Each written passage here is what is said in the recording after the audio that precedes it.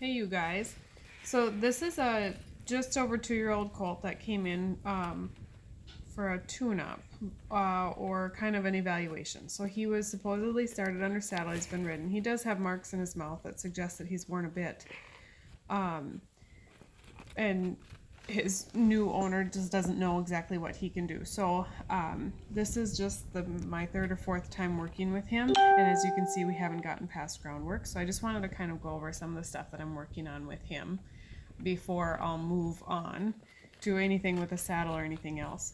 So my very first time working with him, asking him to move his feet in any direction, got a protest in the form of planting his back feet, rearing, and striking out with his front feet. Sometimes toward me, sometimes toward somewhere else. Yeah, see, there's a little protest here. He'd try and dive away from me. He seems to really be reactive. Yeah, he's very head shy, like he's shy of where you're at. He's really sensitive to movement, but he doesn't know what all of my movements mean yet. So his first initial reaction is just to run away from me. And if he can't get away, then he plants his rear and he rears. So that said, his groundwork is going to get worked on tons before I get on his back, because when you've got a horse that has that tendency to just plant his rear feet and not move, you get a horse that will rear and then you get hurt. So this is kind of what we're working on with him, is just teaching him how to move around me, how to read my body signals, how to yield his hindquarters, how to stay relaxed in gait. This is a gaited horse, by the way, but as you can see, so he's a Montana Traveler, but as you can see, we don't see a lot of gait so far. I'm not concerned about that at all. That is the last thing on my radar with this horse.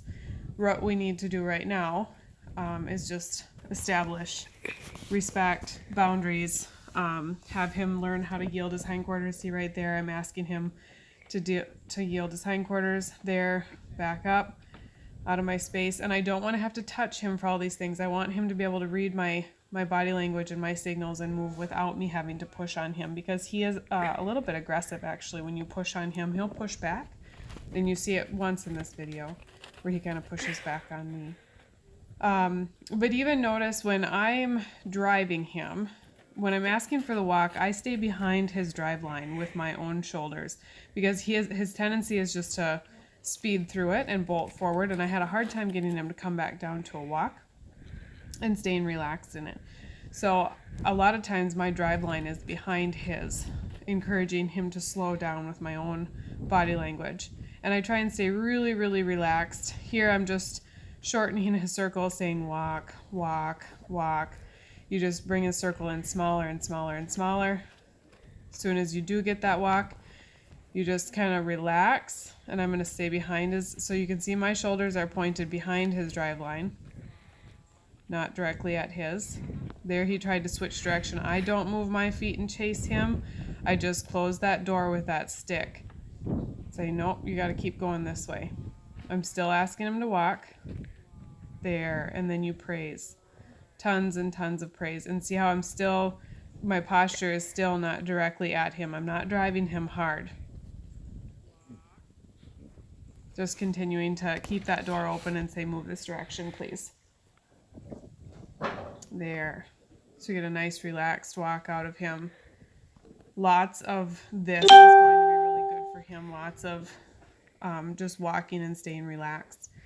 So there, yield his hindquarters by looking at his butt. If he doesn't quite get the back up, you get pretty loud. There you go. In your actions with that rope. The rope gets real noisy. He can feel that.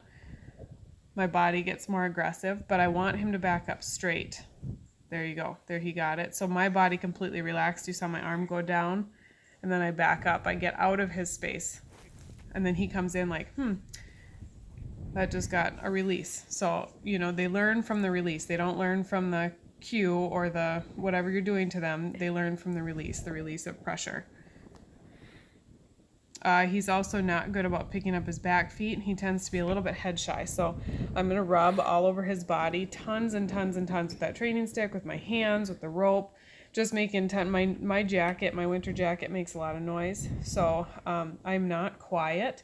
My body's relaxed. I'm at a level 0 as far as my intention or emotion or drive. But I'm not quiet in my actions. I make noise. I don't tiptoe around him. You don't want to tiptoe around horses like this. They got to get used to, the movement and the action and the noise, and they just have to learn to mimic your calm.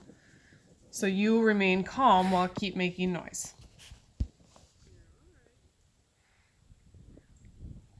He's not super wild. You can kind of see how he cocks the leg. He kind of drops his hip. He's preparing for flight. So you just kind of keep rubbing. There I'm asking him to back up by tapping on his front legs. Good boy. Nice soft backups where he doesn't. Good boy. So I'm still at 0 there as far as my energy level. I'm just making the rope move. And as long as he stays calm and relaxed, that's fantastic. Good boy.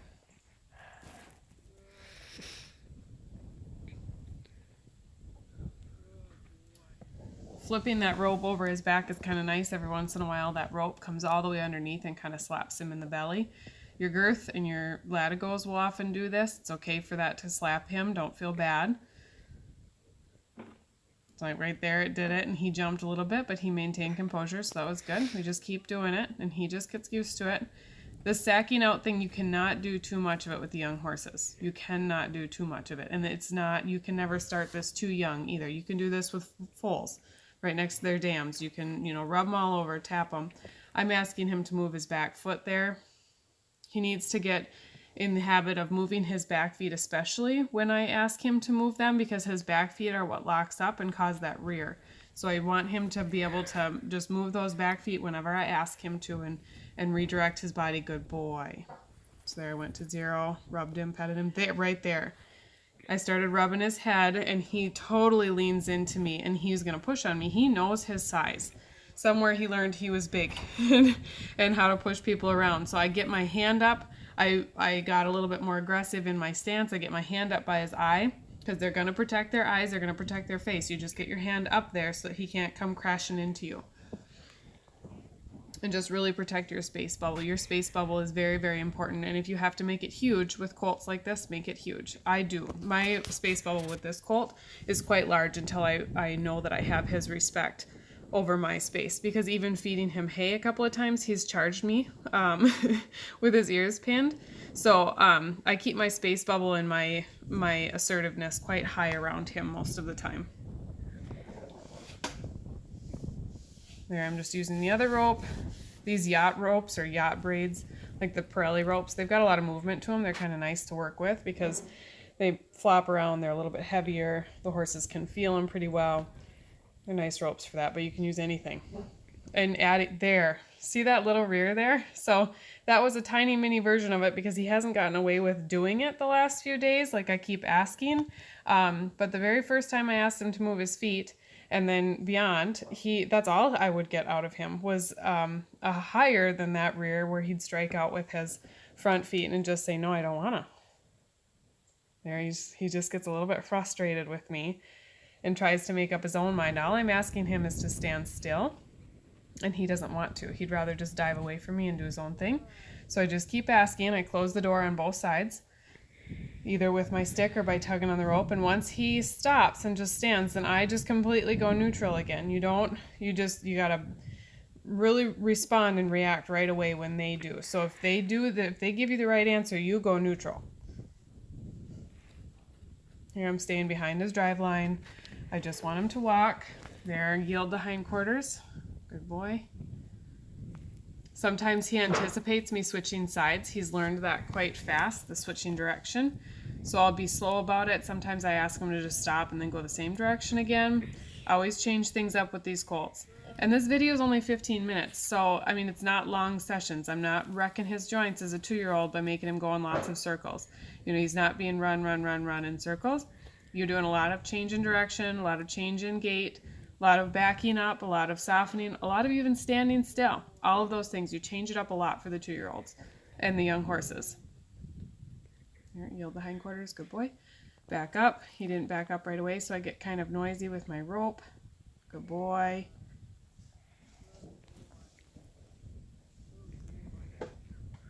There, he's kind of pushing on me with his nose a little bit. See how he pins his ears back and he kind of comes in for me? So then I just drop my hand and I say, nope, you keep your nose out of my bubble. This is my bubble. Good boy.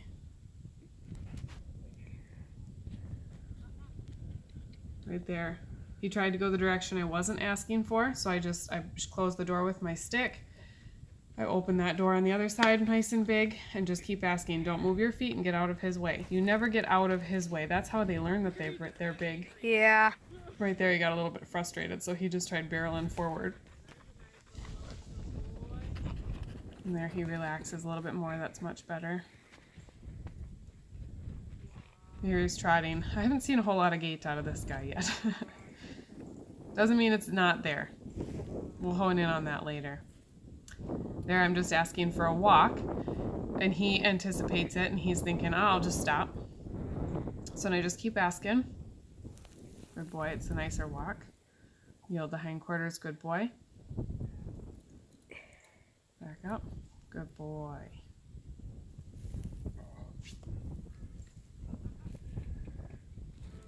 Switch direction. Good boy. I'm going to let him out. I don't want him loping real small circles. I'm going to let him go mostly to the end of my rope so that he can get a lope on a bigger circle because of the footing and because he's young. And I don't really want a fast slope out of him, so the fact that he's picking it up fairly slowly is much safer for him at this point. And if you can't get that out of the youngsters, don't even worry about it. Just change other direction or change other speeds, not necessarily always going for the canter. They'll pick it up when they're ready. This one clearly has no problem doing that. There, I'm just asking him to come down to a walk again. I've changed my shoulders, so my shoulders aren't, there, he's questioning me. My shoulders aren't directly at him. They're behind his drive line, they're behind his shoulders, so that he stays at a walk and he doesn't feel like I'm pushing on him with my posture.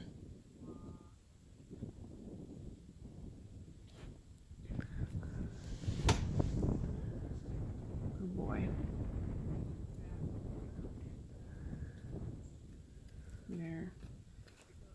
This wasn't the greatest backup, and I almost backed him right into the fence here because he was backing up crooked. And there he got pushy with me. Nope, I just don't want to. He felt like he couldn't go back any further, but he could, and it's his job to listen to me no matter what I'm asking him to do, even if he thinks he's out of room. If I'm asking him to do it, he has to trust that he can do it. There, tapping his shoulder, saying move over this way. He's questioning it, so I just keep asking.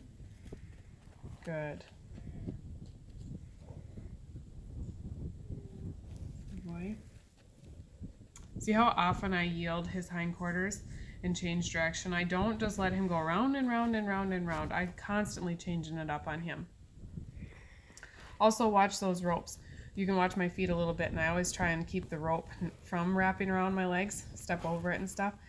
With these young colts, if they bolt and take off, you don't want anything wrapped around your legs, your hands, yada, yada, yada. It's just dangerous, so be mindful of that. Good. Here I'm going to ask him to continue to yield his hindquarters in a circle. I get my hand up by his eye so that he doesn't invade my space with his shoulder, saying keep your shoulders over there. Just move your back end, good boy. And then I rub, rub, rub on him, pat on him with your hands, make noise.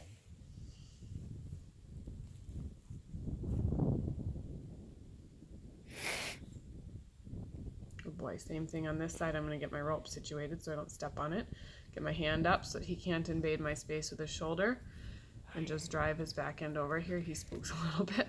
And then you just kind of keep going. You completely ignore that. If they react like that, just keep asking, you know, what you were doing. It doesn't matter if they reacted or not. You just keep going. That way they learn not to overreact. There, and then pet him again. Good boy. So sessions like this one are what we do tons of with the young horses. You cannot overdo this stuff, you guys. Groundwork, groundwork, groundwork.